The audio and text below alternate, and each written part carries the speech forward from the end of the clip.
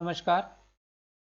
आज हम एक ऐसे कण की गति करेंगे जो सरल आवर्त दोलन कर रहा है एक विमा में, यानी कि सरल रेखीय वन डायमेंशनल सरल आवर्ती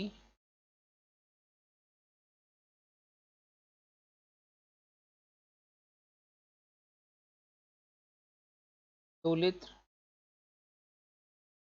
की गति यानी motion of one dimensional simple harmonic oscillator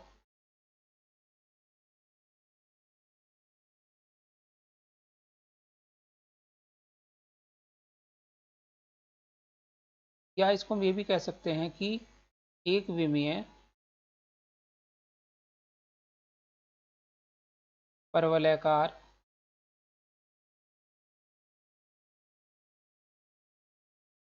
विभव कूप में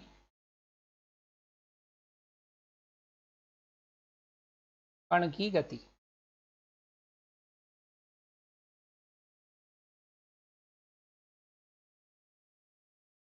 मोशन ऑफ पार्टिकल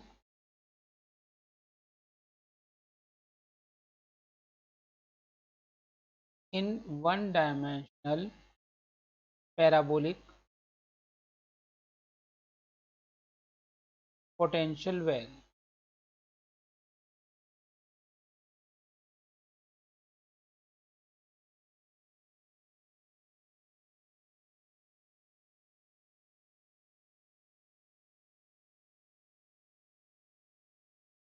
तो ऐसे कण की गति हम क्लासिकल मैकेनिक्स के अनुसार और क्वांटम मैकेनिक्स के अनुसार दोनों से हम अध्ययन करेंगे। यदि m मास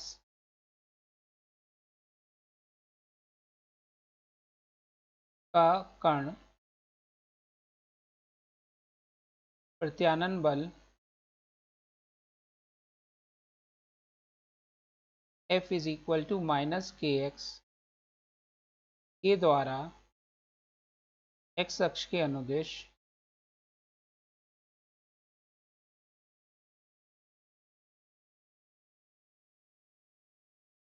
दोलन करता है,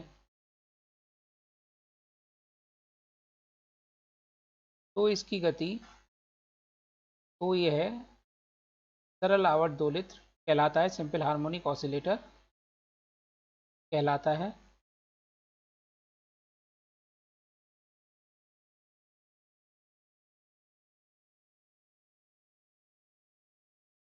इसकी गति की समीकरण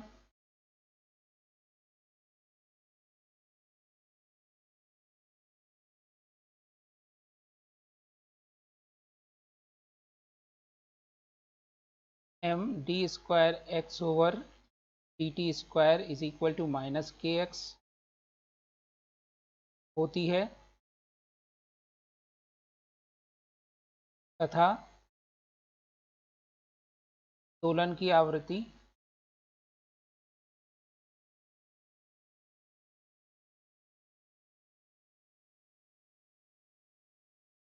new is equal to 1/2 under root k by m होती है। वह x दूरी पर स्थितिज ऊर्जा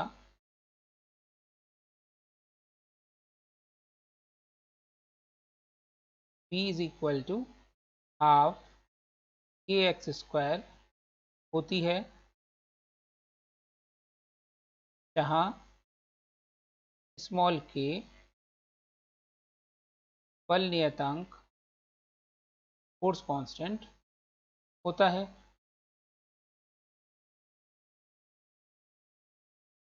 अतः स्थितिज ऊर्जा p का वक्र x के साथ चित्रानुसार परवलयाकार होगा।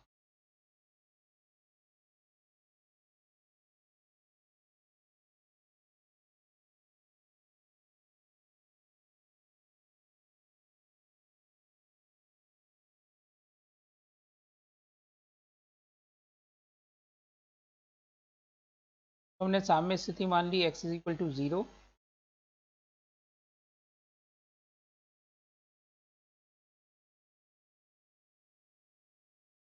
और ये पैराबोलिक कर्व आ रहा है v का x के साथ,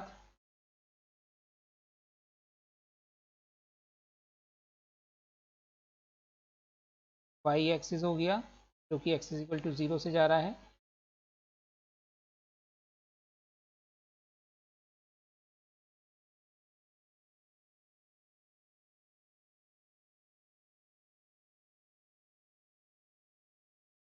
अधिकतम विस्थापन या आयाम प्लस माइनस a माना हमने,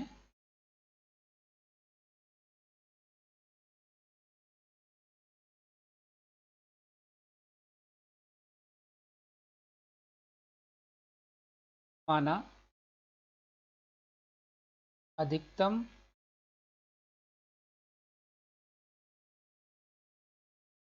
विस्थापन यानी कि आयाम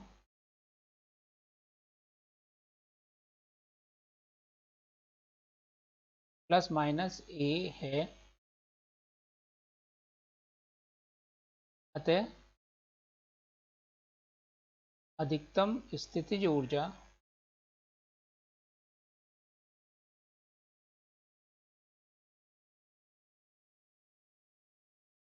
V naught is equal to half KA² होगी। तो ये वैल्यू तो मैक्सिमम है, ये हाफ KA² होगी।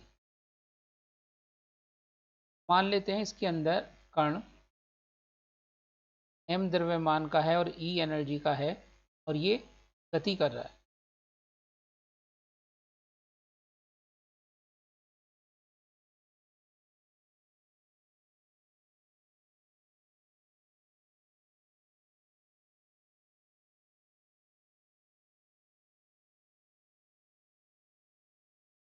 अब चिरसम्मत यांत्रिकी के अनुसार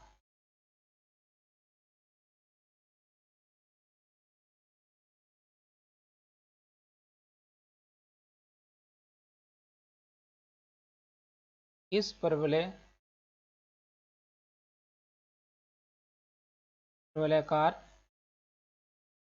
कूप यानी वेल के अंदर गति करते कण की ऊर्जा यदि E कम है V नॉट से,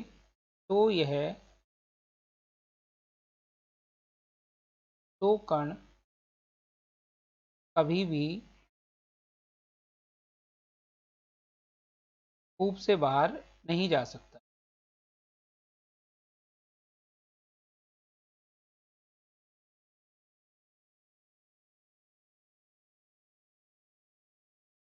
दूसरा, कण की ऊर्जा का मान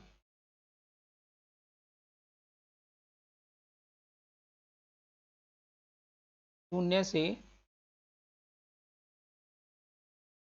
हाफ KA² तक सतत रूप से कुछ भी हो सकता है।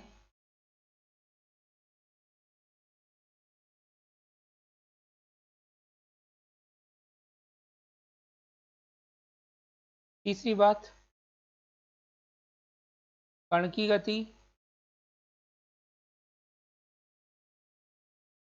माध्य स्थिति में यानी कि x इज इक्वल टू 0 पर अधिकतम व आयाम पर न्यूनतम होगी और इस कारण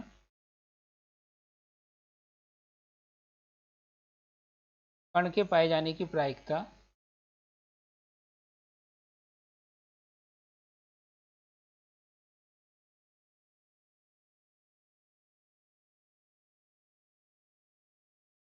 माध्य स्थिति में न्यूनतम, क्योंकि माध्य स्थिति में बहुत कम समय के लिए रुकेगा, इसका वेग अधिक है, और आयाम पर अधिक समय के लिए रुकेगा क्योंकि वहाँ पर वेग मिनिमम है, तो वहाँ पर प्रायिकता अधिकतम होगी।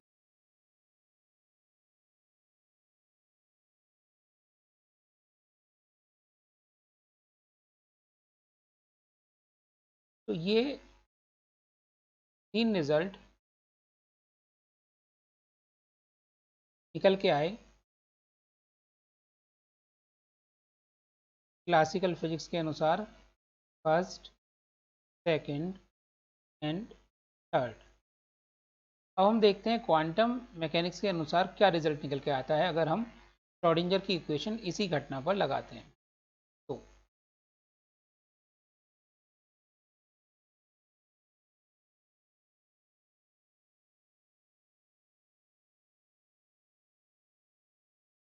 क्वांटम यांत्रिकी में या यांत्रिकी के अनुसार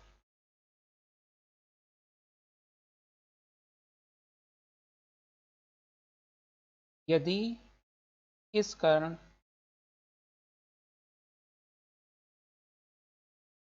का तरंग फलन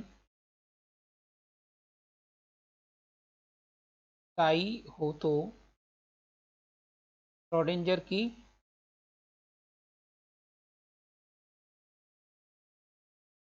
काल अनाश्रित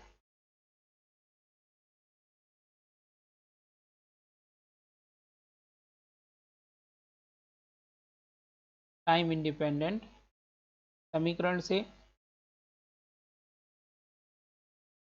श्रोडिंगर इक्वेशन इस घटना के लिए हो जाएगी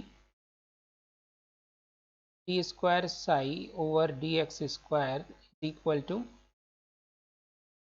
D square psi over D X square plus 8 pi square M over H square, उसमें होता है ई माइनस वी। यहाँ पर ई और किसी भी स्थिति में जबकि विस्थापन x है, v की वैल्यू होगी half K X square, psi is equal to 0।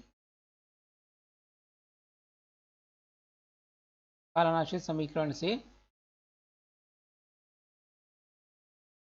बिंदु x पर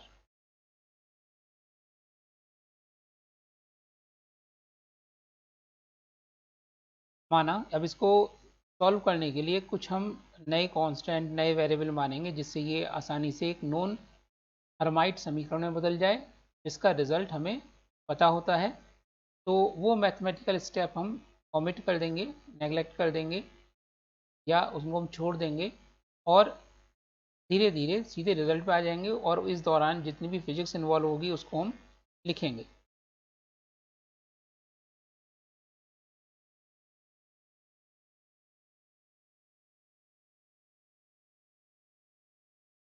माना अल्फा स्क्वायर या alpha is equal to 8 pi square M over H square की व बीटा की वैल्यू माननी हमने under root 4 pi square M K over H square.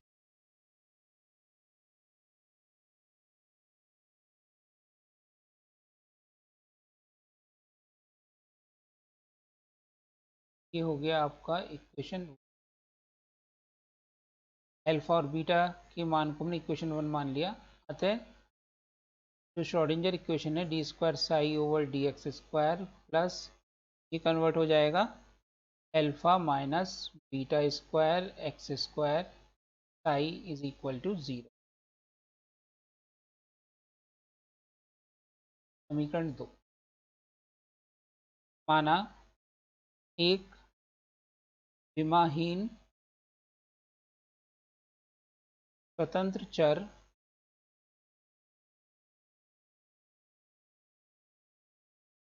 Theta को रिप्रेजेंट करते हैं। विमाहीन स्वतंत्र चर का मतलब डायमेंशन लेस इंडिपेंडेंट वेरिएबल।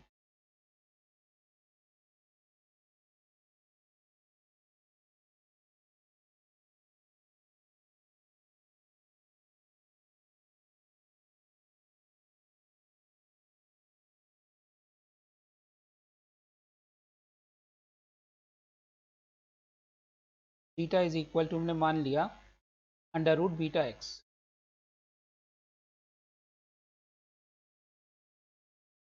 अतः D square over D X square is equal to beta D square over D beta square. ये operator हो गया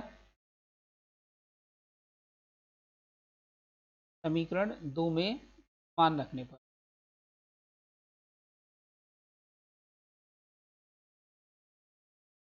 समीकरण 2 में मान रखने पर हो जाएगा beta D square psi over D zeta square plus alpha minus beta square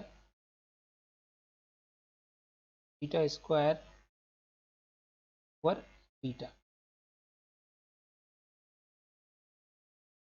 Sai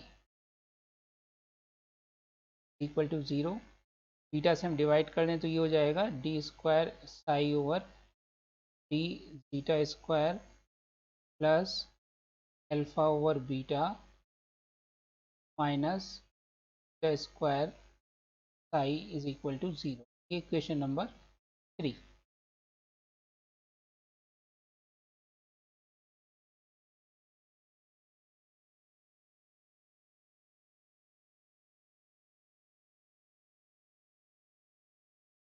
समीकरण 3 का general solution.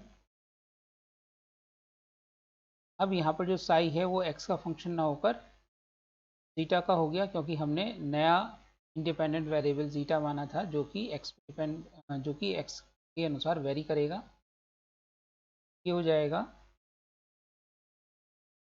Sai function of theta is equal to T U is a function theta E raise to power minus theta square upon 2, जहाँ U जाई U zeta a function of theta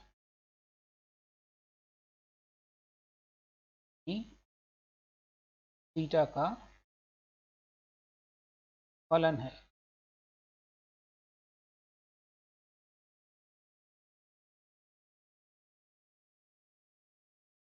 अब इस 4 को equation 3 में रख देंगे। समीकरण 4 से मान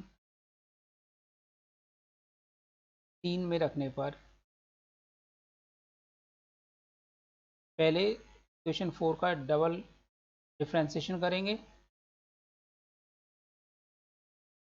और फिर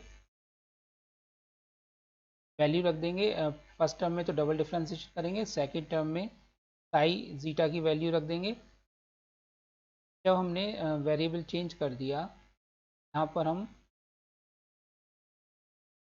इतने ही रहने देते हैं, नहीं तो ज़्यादा कॉम्प्लिकेटेड हो जाएगा नोटेशन, फिर दिक्कत आएगी। बस ये ध्यान रखिए कि अब जो साई है फंक्शन जीटा का है, ना कि एक्स का।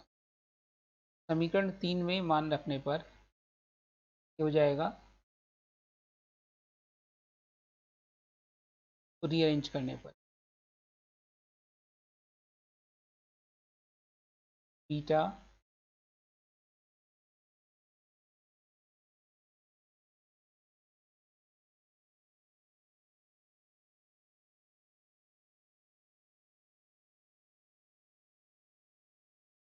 T square you zeta upon d zeta square minus twice zeta du zeta upon d zeta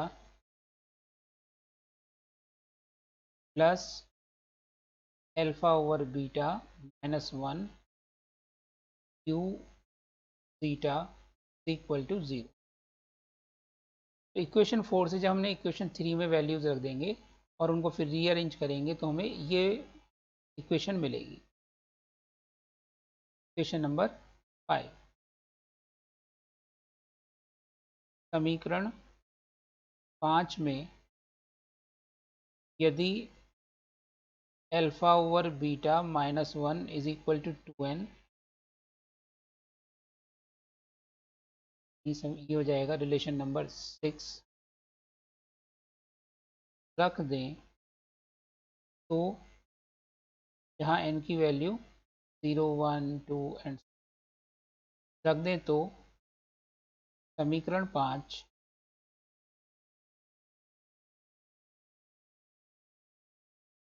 हर्मिटी अवकल समीकरण हर्माइट डिफरेंशियल इक्वेशन के रूप में बदल जाएगी।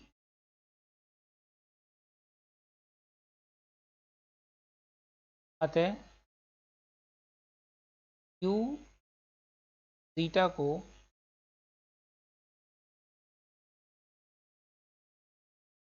हर्मिटी फलन या फंक्शन hn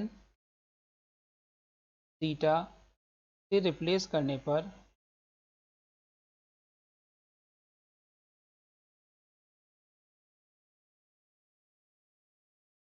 समीकरण 5 निम्न होगी।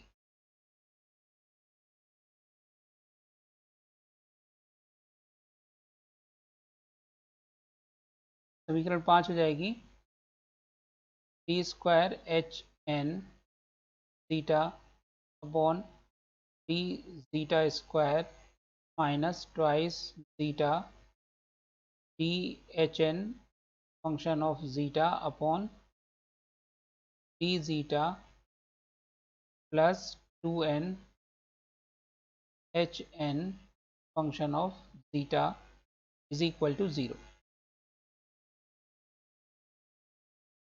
समीकरण नंबर 7,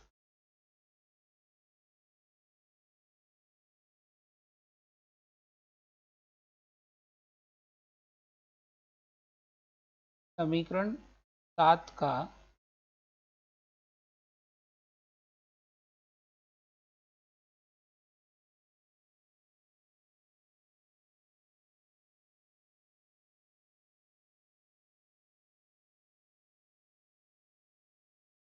व्यापक हल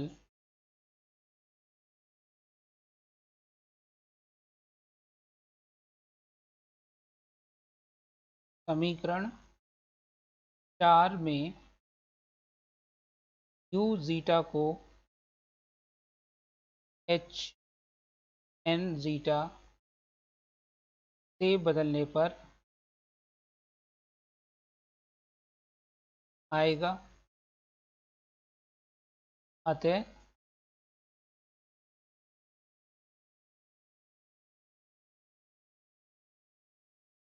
Sai zeta equal to C H N zeta E rest of minus zeta square upon 2। ये equation number 8।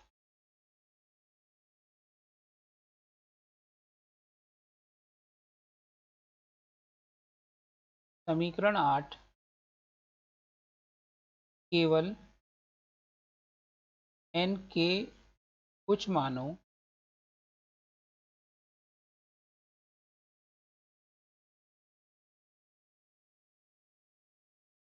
n is equal to 0 1 2 and so on के लिए ही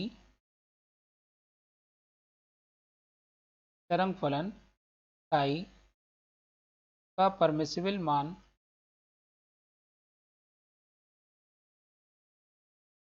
देगी।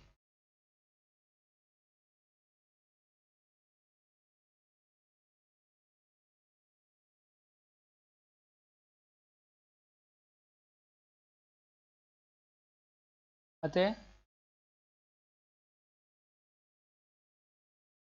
Alpha over beta -1 is equal to 2n में alpha व beta के मान समीकरण 1 से रखने पर,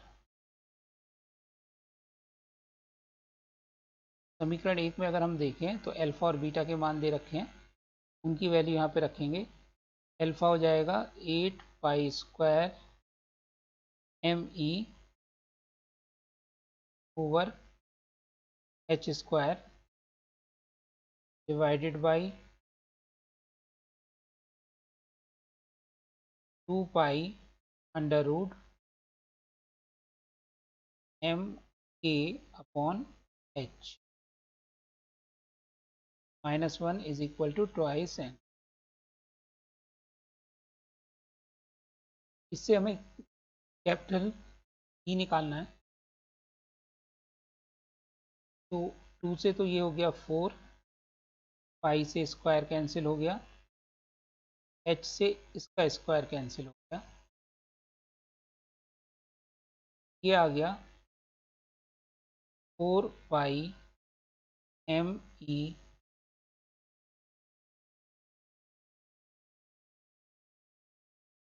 ओवर अंडर रूट एम के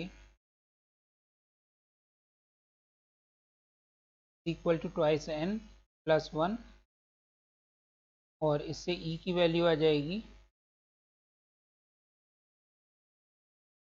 जब हमने एन के लिए ले रहे हैं तो ई एन रख लेते हैं, E N equal to 2n plus half into under root M small K over 4 पाई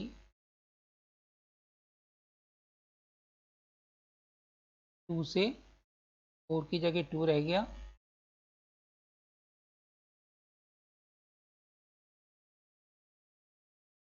ये nth energy level E N is equal to n plus half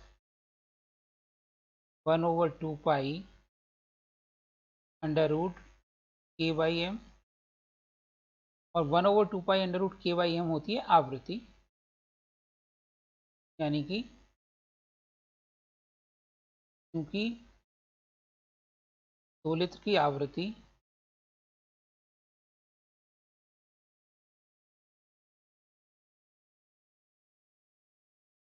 new is equal to 1 over 2 pi under root K by M,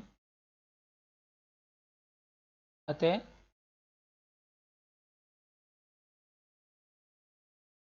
nth ऊर्जा स्तर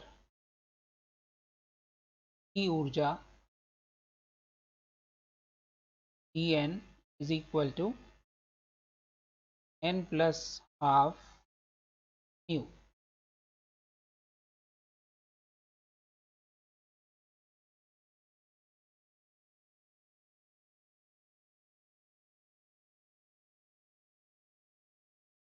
एक H और रह गया,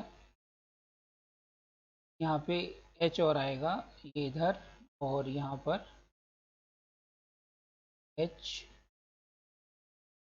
H हो जाएगा H new.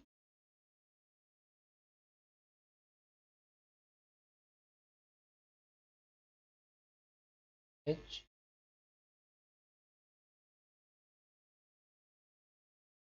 समीकरण number 9।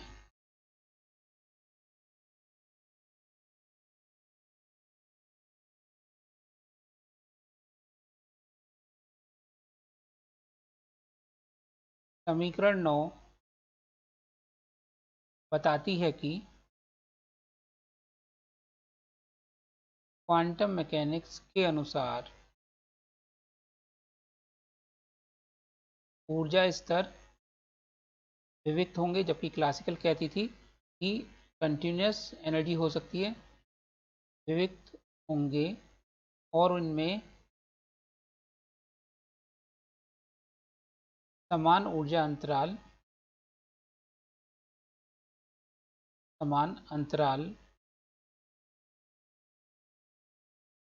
Delta E is equal to half H nu होगा, जैसा कि चित्र में प्रदर्शित है।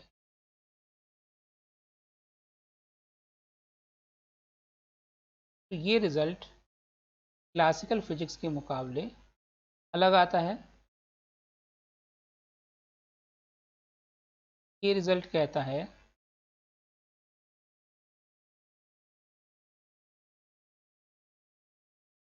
कि परवलयाकार विभव कूप में जो ऊर्जा स्तर होंगे वो बराबर दूरी पर होंगे, कंटिन्यूस नहीं होंगे बल्कि डिस्क्रीट होंगे।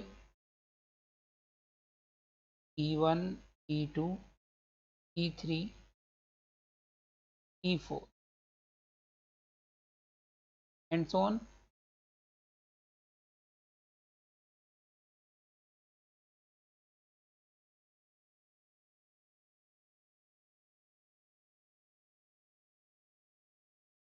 इसके अतिरिक्त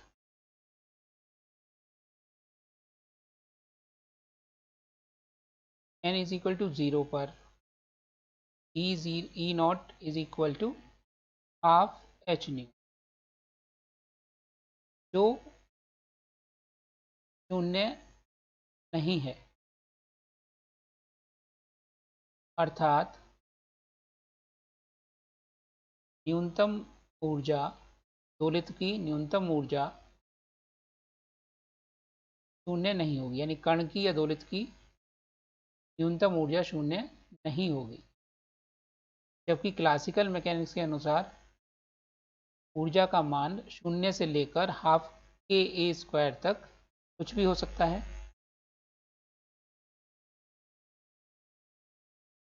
तो ये जो रिजल्ट हैं ये क्लासिकल मैकेनिक्स से अलग आए क्वांटम मैकेनिक्स पर।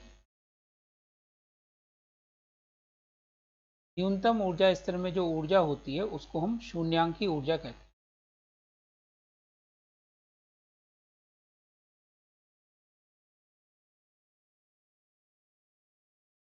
इसे शून्यांकी ऊर्जा,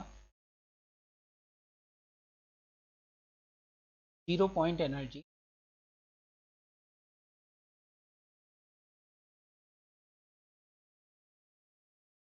कहते हैं।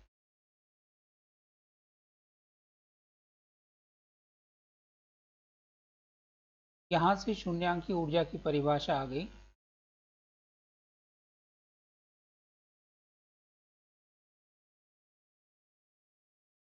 किसी दोलित की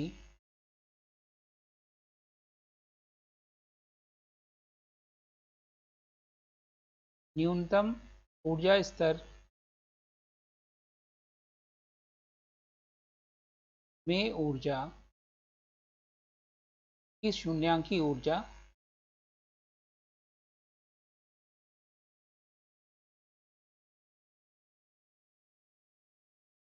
कहलाती है। यदि दोलित की आवृत्ति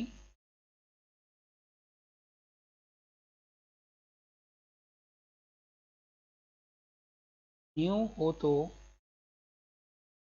शून्यांकी ऊर्जा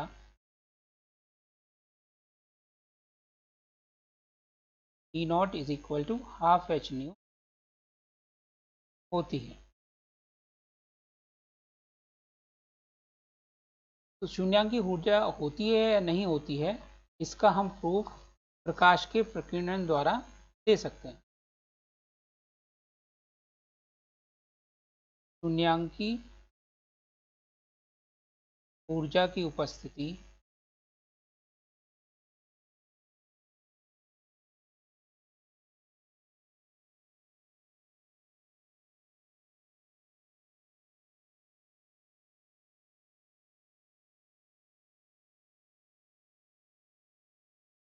कम ताप पर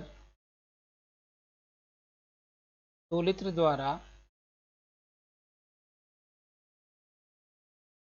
प्रकाश के प्रकीर्णन यानी स्कैटरिंग से दी जाती है।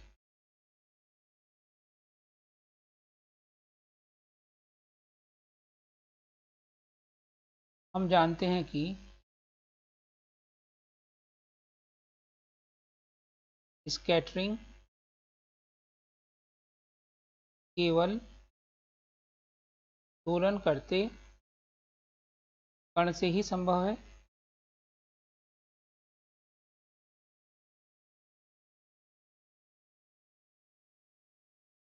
अतः यह देखा गया, या हम कह सकते हैं कि यह देखा जाता है कि ताप कम करते जाने पर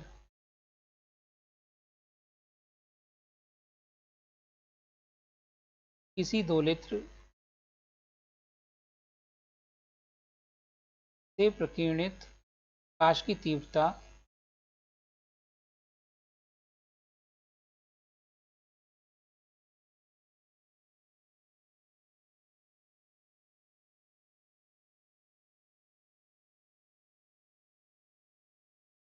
घटकर नियत हो जाती है।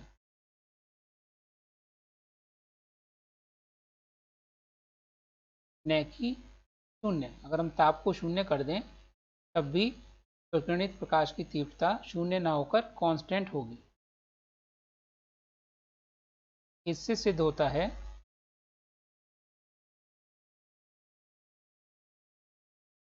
कि निम्नतम स्तर में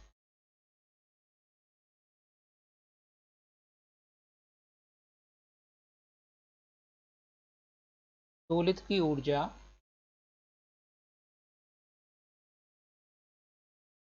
शून्य नहीं होती और इस निम्नतम ऊर्जा को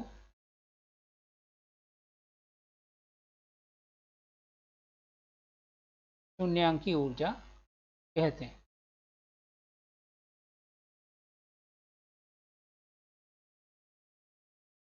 इस प्रकार से शून्यांकी ऊर्जा की परिभाषा और उसका प्रूफ दिया जा सकता है। अब दूसरी बात, क्लासिकल फिजिक्स में जो हमने स्टडी करा था कि कण के पाए जाने की प्रायिकता सब जगह क्लासिकल फिजिक्स के अनुसार सब जगह अलग अलग होती है। केंद्र पर न्यूनतम, माध्य स्थिति में न्यूनतम और दीवारों पर अधिकतम होती है। तो अब देखते हैं कि क्या क्वांटम फिजिक्स में भी वही रिजल्ट आता है या कुछ अलग आता है।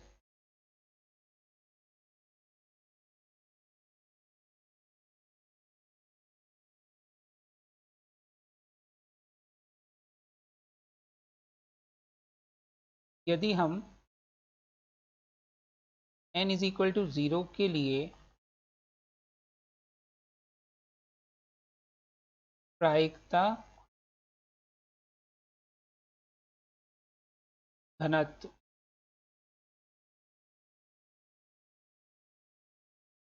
वक्र खींचे तो यह चित्रानुसार प्राप्त होगा।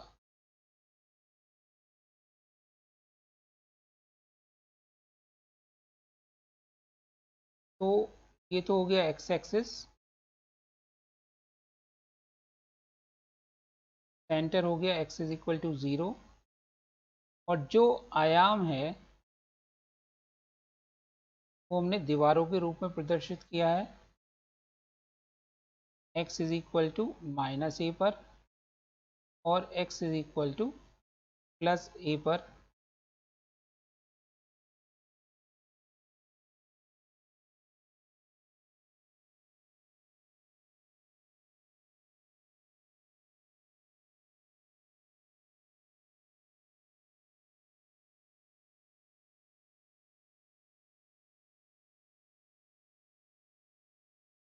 तो क्लासिकल फिजिक्स के अनुसार जो प्रायिकता होगी वो किनारों पर तो अधिकतम होगी और केंद्र पर न्यूनतम होगी।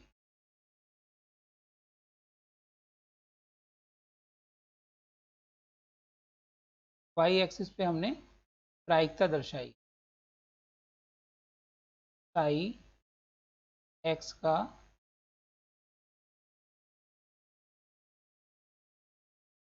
होल स्क्वायर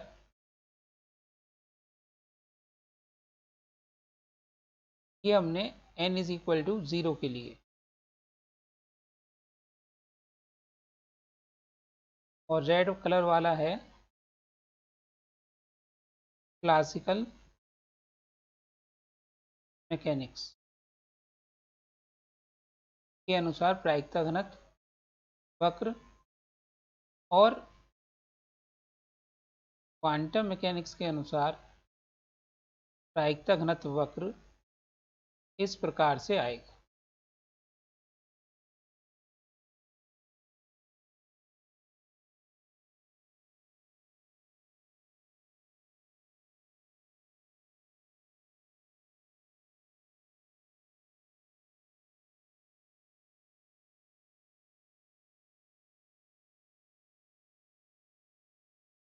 ये हो गया क्वांटम मैकेनिक्स के अंदर। तो हम देखते हैं कि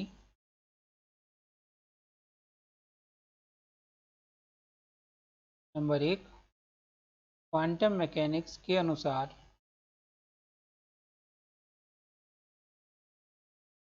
माध्य स्थिति में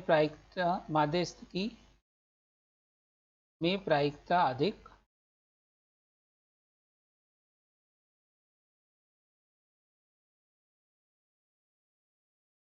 व आयाम पर कम होगी, जो कि क्लासिकल मैकेनिक्स के रिजल्ट से उल्टा है, जबकि n का मान कम है, 0 1 2 ऐसे है। नंबर 2, आयाम से बाहर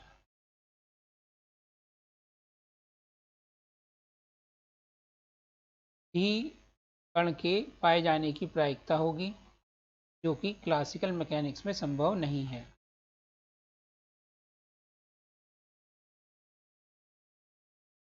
तो हम ये देखते हैं कि जो रिजल्ट आ रहे हैं क्वांटम मैकेनिक्स के, वो क्लासिकल मैकेनिक्स से बिल्कुल अलग आ रहे हैं। लेकिन अगर हम उच्च ऊर्जा स्तर की बात करें, तो यदि हम उच्च ऊर्जा स्तर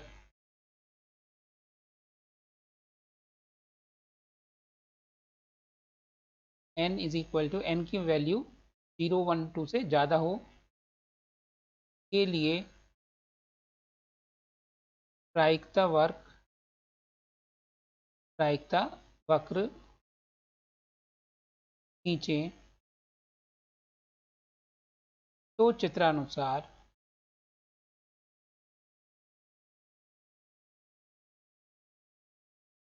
अब हम प्रायिकता वक्र खींच रहे हैं n की बड़ी वैल्यू के लिए,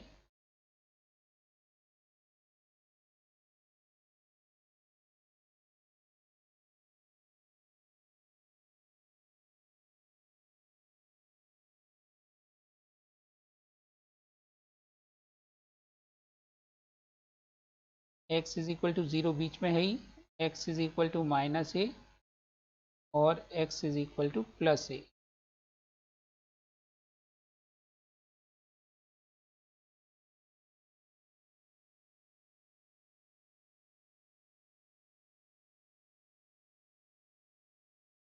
तो क्लासिकल रिजल्ट तो अब भी वही होगा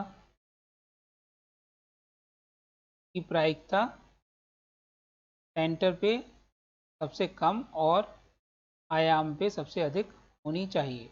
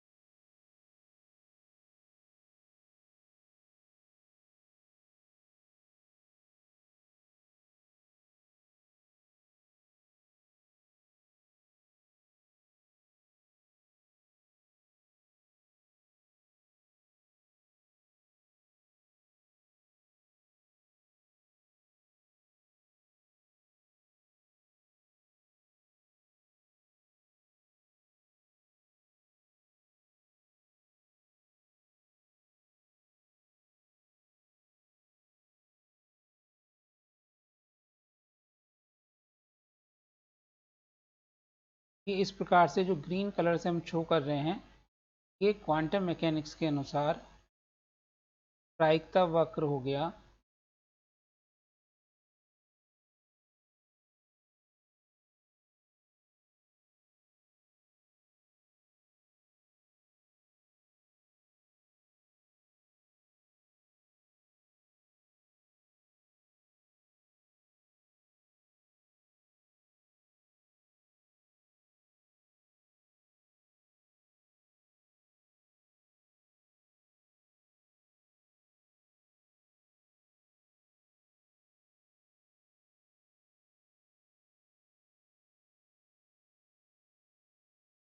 इसमें पीक है 1 2 3 4 5 6 7 8, यानी ये n इज इक्वल टू 8 के लिए प्रायिकता वक्र हो गया।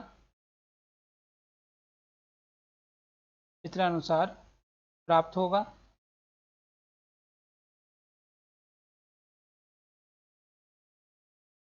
हम देखते हैं कि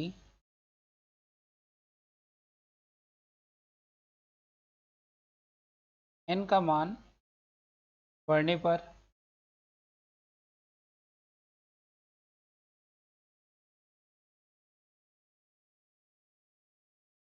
क्वांटम मैकेनिक्स के परिणाम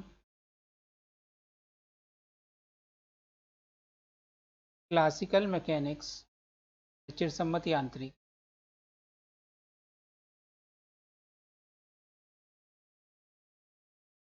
के परिणाम में बदलने लगते हैं। हम ये देख रहे हैं यहाँ पर कि अब प्रायिकता आयाम की तरफ अधिक होनी शुरू हो गई और केंद्र में कम होनी शुरू हो गई, और जो बाहर पाए जाने की प्रायिकता है वो भी कम हो रही है। x से ज़्यादा दूरी पर अभी नहीं पाए जाएंगे। तो जैसे जैसे n का मान बढ़ेगा, ये आयाम के अंदर ही आ जाएंगे और क्लासिकल रिजल्ट और क्वांटम मैकेनिकल रिजल्ट एक जैसे हो जाएंगे।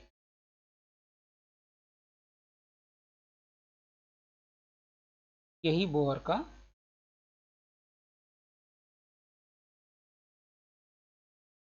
कॉरस्पॉन्डेंस प्रिंसिपल या संगतता का नियम है।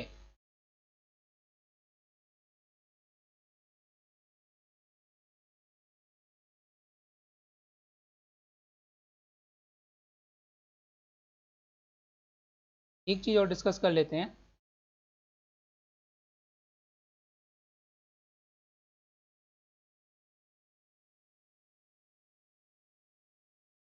कि क्या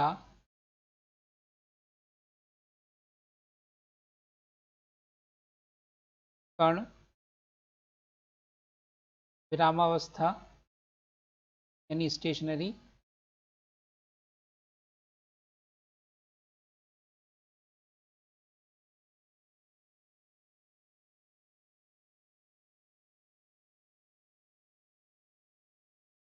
संभव है। जैसे हम ये कहते हैं कि जब ये दोलन कर रहा है तो आयाम पर पहुंच के कण रुकता है और फिर वापस लौटता है, तो क्या वो संभव है? विरामावस्था में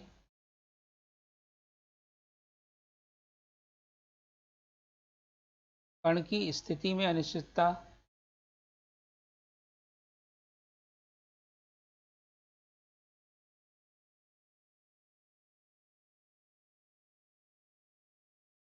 delta x is equal to 0 होगी। अतः हाइजेनबर्ग के अनिश्चितता सिद्धांत के अनुसार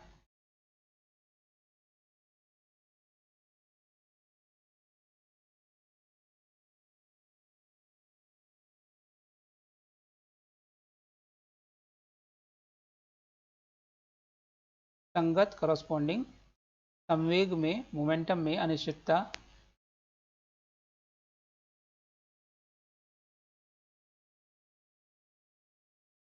delta p is equal to infinite होगी, जो कि असंभव है।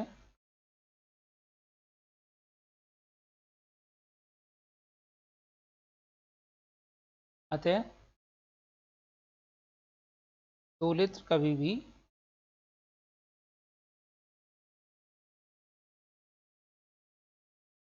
विरामावस्था में नहीं होता, विरामावस्था में नहीं होता। धन्यवाद।